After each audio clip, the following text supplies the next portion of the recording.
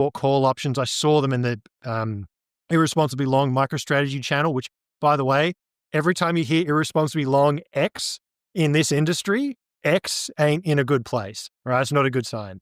So anyway, I've seen a lot of people went long call options and they go to zero, right? If you had February call options for $1,000, they are a big fat zero. There's no like that shitcoin's going to come back. Maybe it's gone. That money is destroyed. So I think a lot of people just held the wrong thing and they didn't expect a spot driven, just sit and do nothing, hodl only.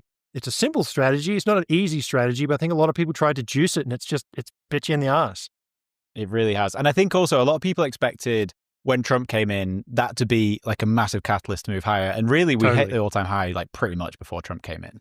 That's it. And I think that's another thing a lot of people get confused with is that, like, generally speaking, the headline is not what moves the market, right? So as a good example of this, yes, Trump got elected and yes, the market went from 70 to 100 following that. But the 7 months of chopsolidation that came before that is what allowed that to happen. If you didn't have that reaccumulation period, you don't get the rally higher. So I think a lot of people confuse the headline for the reason. Sometimes there's events where the headline has like some short-term action, but in my experience, very, very rarely does a headline flash across and it changes a bull market to a bear market. Very, very rarely does this happen.